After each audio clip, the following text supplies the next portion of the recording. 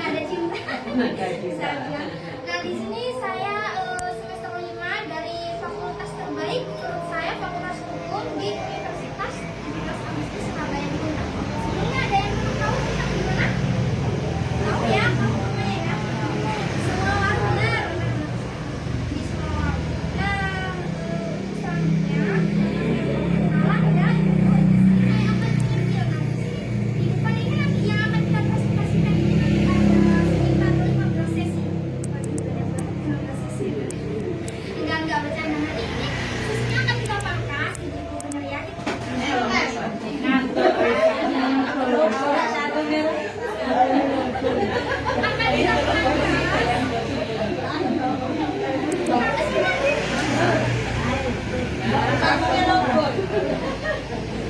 sini nanti saya tadi bilang 15 sesi ya. Semuanya HP-nya di silent gitu. Soalnya apa? Biar masuk ke materi kata atau ke materi pembahasan biar nggak ayatnya nelfon, biar nggak suaranya nelfon, ayatnya nelfon.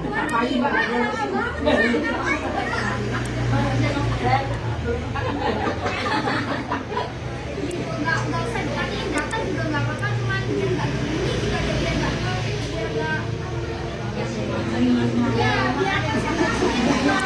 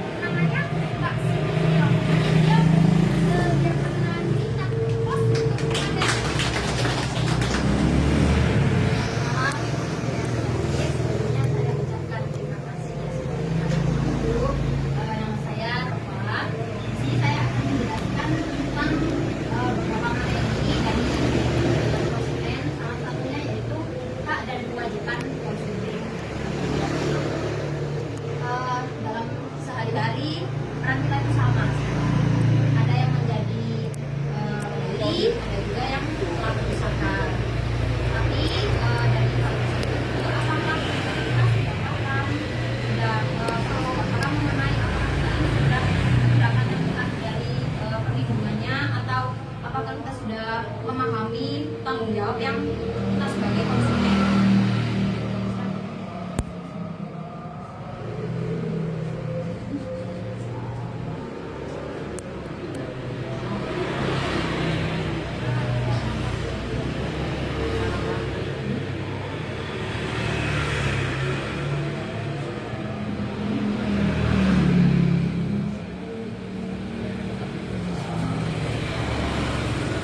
Apa itu konsumen?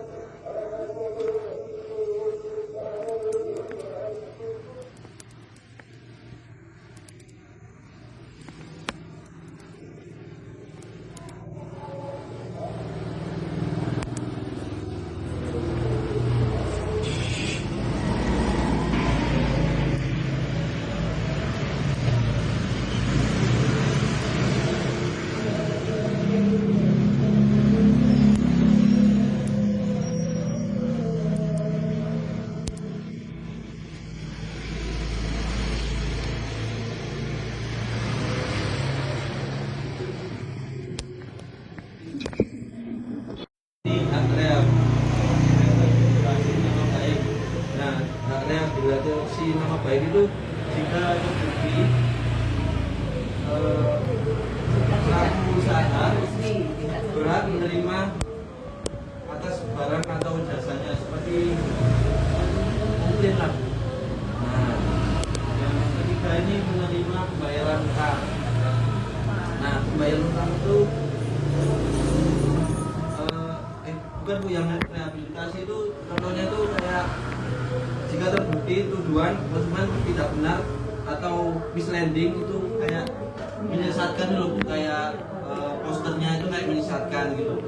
Nah, yang ketiga ini hak menerima pembayaran utang. Nah, hak menerima pembayaran utang itu pelaku usaha berhak menerima barang atau jasa kayak bisa apa ya?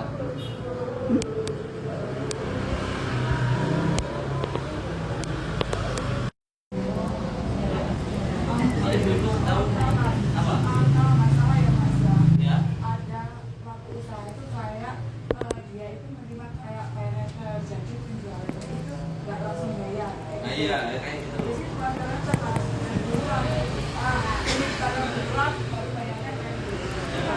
Ya Bu. Nah yang keempat ini mendapatkan perlindungan hukum. Misalnya itu kayak pelaku usaha berhak mendapatkan perlindungan hukum dari tuduhan konsumen yang beretikat tidak baik. Nah itu namanya itu seperti ini kayak badannya itu tidak sesuai dengan aslinya itu. Nah itu. Nah, ya palsu.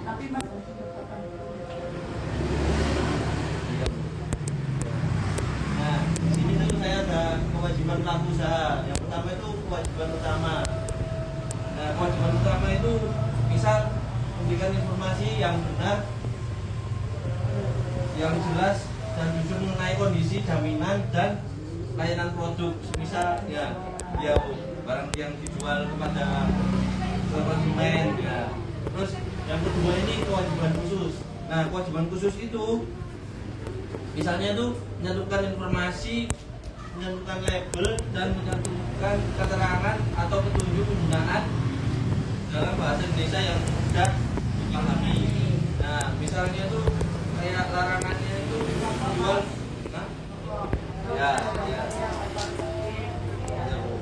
Nah, larangannya menjual barang tidak sesuai standar itu tidak memenuhi standar kualitas. Kedua, contohnya itu pelaku usaha dilarang merusak atau menggunakan atau menggunakan barang bukti misalnya cacat atau dokumen transaksi.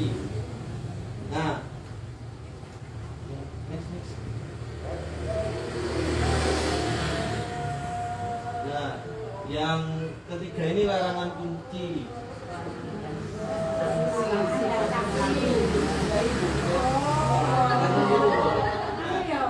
Ini tidak. Nah, ini mulai dengan larangan kunci. Nah, tindakan yang dilarang itu adalah misalnya sesuai itu tidak sesuai standar atau kualitas. Nah, itu melakukan kayak misalnya kayak posternya itu kayak menyesatkan bahwasanya produk yang ini ternyata tidak sesuai dengan yang dia. Terus yang ini larangan terhadap barang tertentu. Nah itu misalnya itu contohnya itu kayak apa ya, menyembunyikan labelnya kayak yang di dalam kemasan itu yang kayak di bahan botol itu kan di sekelilingnya itu ada kayak informasi. Nah itu sama apa itu sama pelaku usahanya itu tidak ditentukan secara jelas kayak ditutup-tutupin gitu. Nah contohnya seperti itu. Nah yang ketiga ini sanksi hukumannya itu dari pasal 61 sampai 63 Undang-Undang Perlindungan Konsumen. Nah yang pertama itu sanksinya itu pasal 61 itu administrasi tentang peringatan tertulis yang pertama. Yang kedua penyitaan barang tertentu. Yang ketiga tidak berarti usaha. Nah di pasal kedua pidananya penjara paling lama 5 tahun atau membayar denda sebesar 2 miliar rupiah. Nah di pasal 63 sanksi pidana kepada korporasi berupa denda.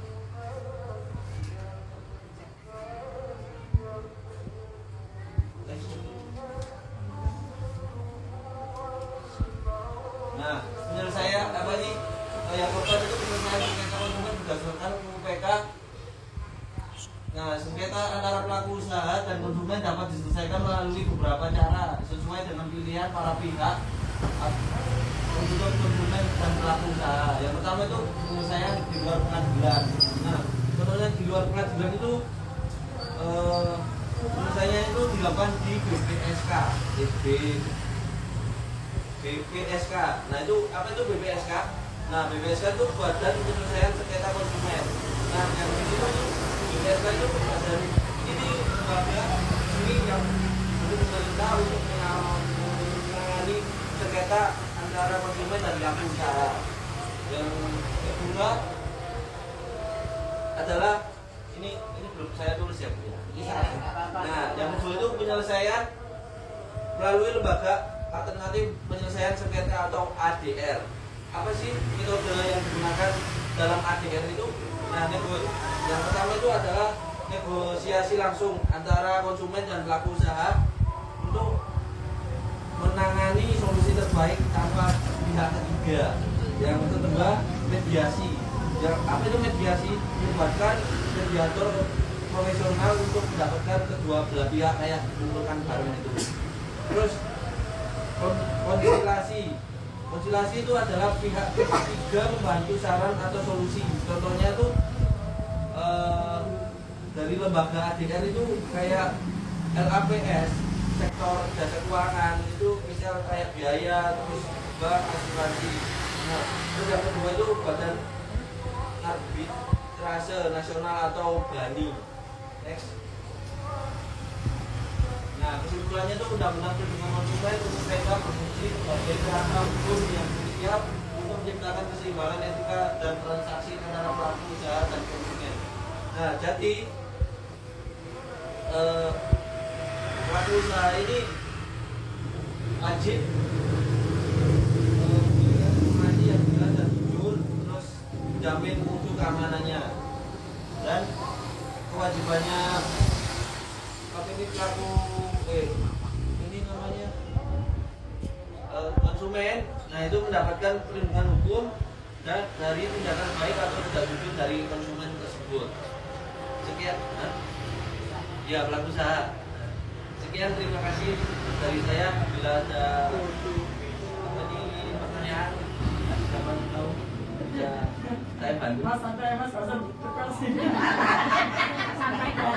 Ada pada itu loh mas. Asal ya kalau asal diterobos. Udah, nggak ada pertanyaan ibu-ibu semua. Ada. Oke, selanjutnya kita next ke sesi ketiga ya, ibu biar kamu. Nah, sama saya lagi. Di sini saya mau memaparkan materi yang ketiga yang akan disampaikan oleh saya sendiri, Ngada.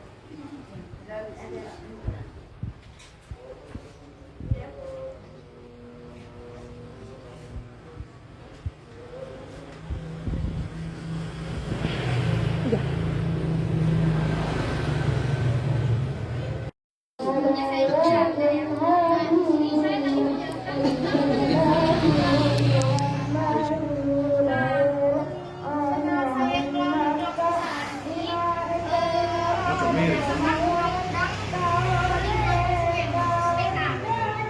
adalah pihak yang bertanggung jawab memberikan klarifikasi informasi, perbaikan dan berterima atas kerugian yang dialami oleh penyelesaian melalui LAPS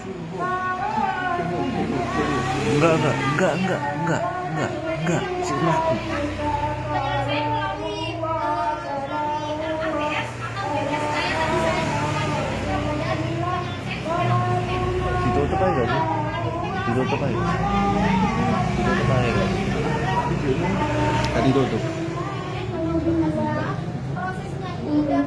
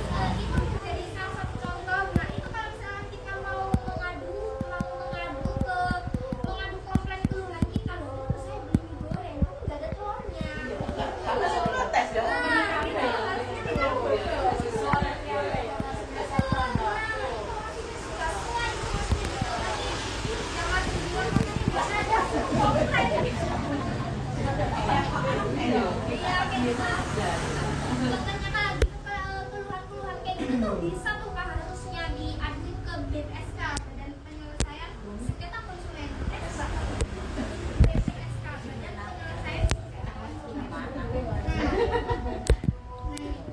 Upaya awal yang dilakukan konsumen dengan cara mengajukan pengaduan langsung pada pelaku usaha. Pelaku usaha berdasarkan UPK adalah pihak yang bertanggung jawab memberikan klarifikasi, perbaikan atau ganti rugi atas kerugian yang